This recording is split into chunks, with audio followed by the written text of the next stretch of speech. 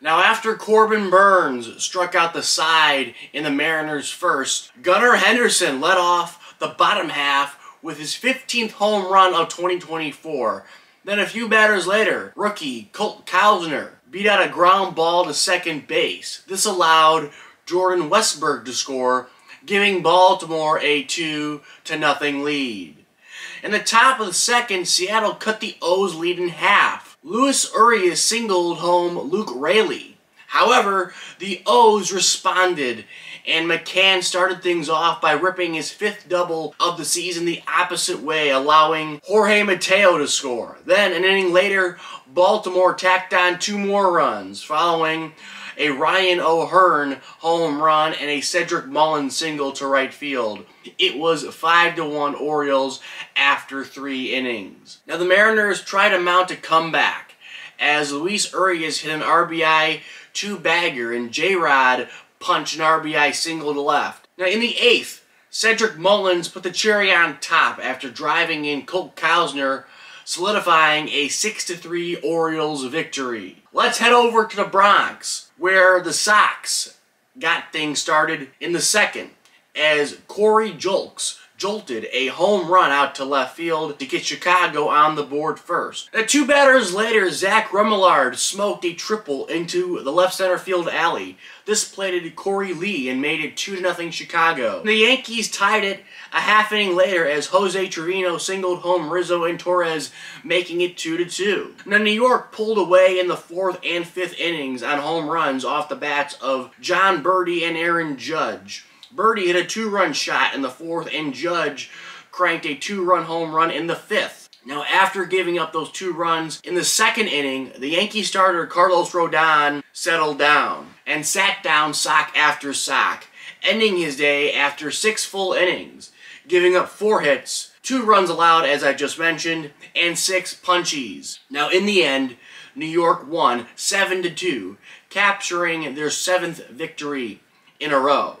Now, during this win streak, New York pitchers have posted a 7-0 record with a 0.80 ERA. Each starter has tossed at least 6 innings while permitting 2 runs or fewer. The first time New York has achieved that feat since July 4th through 11th back in 2010. So some great starting pitching has been the magic for the Yankees, and some timely offense for sure from Judge, Stanton, and Soto. Now let's go over to KC, where the Athletics were taking on the Royals, and Bobby Witt Jr. started things off as he doubled home the game's first run after smacking a ball to left field.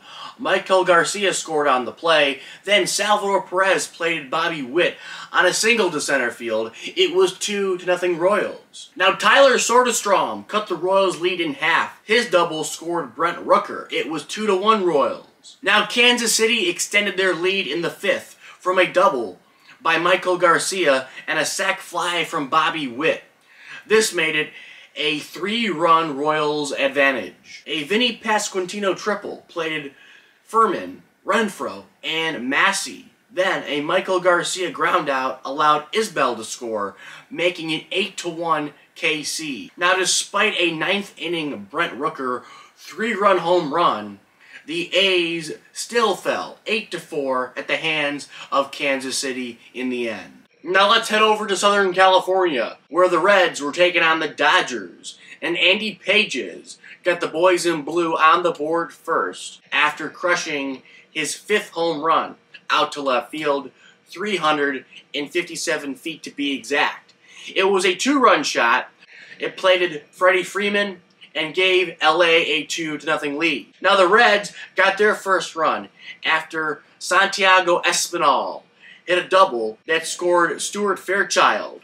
This made it 2-1 Dodgers. Now the game was tied at 2 going into the bottom of the 10th inning after Spencer Steer drew a bases-loaded walk in the 7th to tie things up for the Redlegs. This allowed Shohei Ohtani to be the hero for the Dodgers in the bottom of the 10th. Now with a man in scoring position and 2 away, Ohtani slashed a 2-strike fastball down the right field line. This hit was Ohtani's first walk-off hit in a Dodger uniform. Now let's move out to the desert, where Detroit was trying to complete the sweep of the Diamondbacks. It would be Arizona who scored first in this contest, as Jock Peterson doubled home Carroll from third base. Then Ketel Marte scored on a Christian Walker sac fly to make it 2-0 Diamondbacks. An inning later, Peterson came through again for Arizona. The D-backs DH cranked an RBI single to right field that scored Tucker Barnhart. That guy sucked with the Tigers. Absolutely, unequivocally was ass. Nonetheless, it was 3-0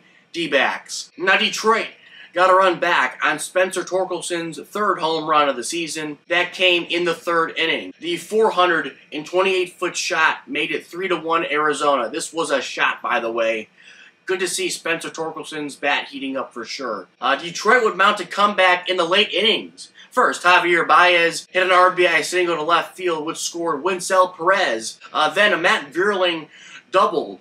This plated Báez in the sixth. And finally, Kerry Carpenter hit a triple to dead center field that scored Torkelson. Now, Carpenter tried to make it an inside the Parker as he went all the way home on this play. However, after being called out at the plate, and a replay review confirmed that particular call, the game was tied at 4-all. Now the Diamondbacks retook the lead in the seventh on a fielder's choice off the bat of Pavin Smith. Smith grounded a ball to Báez, who threw home, trying to get the runner breaking from third. The run scored, making it 5-4 D-backs. Then Blaze Alexander produced a run on a ground out to first base. Christian Walker scored and solidified a 6-4 Arizona victory. Now, Jake Cronenworth cracked a 2-run shot out to right field for his 8th home run of the season and gave San Diego a 2-0 lead over Atlanta. Now, the Padres cranked out a pair of doubles in the 4th inning. First, Tatis doubled out to right field, which scored Kim and Arise. Then, Jerickson Profar drove in Tatis to make it a 6-0 Padres lead. Finally, Xander Bogaerts poked a sac fly out to left field. This scored Profar, making it 7-0 Padres. Now the Braves got a run during their final hacks via an Ozzie Albies single. However, the Braves would fall to the Padres 9-1 in the end. Now the Phillies got off to an early 2-0 lead after 3 innings against Washington thanks to a Nick Castellanos single and an Alec Bohm sac fly to right field. Now Washington quickly tied things on an Eddie Rosario 2-run home run out to right field. Then the Nationals took the lead on this Jesse Winker home run. It was his 5th home run of the season to make it 3-2 Nats. But a half inning later, Philly broke it open on an Alec Bohm sac fly, a double from Clemens, and another Nick Castellanos single. And just an inning later, Bryce Harper doubled home Rojas and Schwarber to make it 8-3 Phillies. Now in the 8th, Alec Bohm blasted a 3-run home run out to left field for his 5th home run of the season and gave Philly an 11-3 lead. Now despite the Nationals scoring 2 runs during their last hacks, the Philadelphia Phillies were victorious 11-5 in the end. Now that's all I got. Please like, please comment, and subscribe. I would really, really appreciate it. And as always, I will catch you guys later.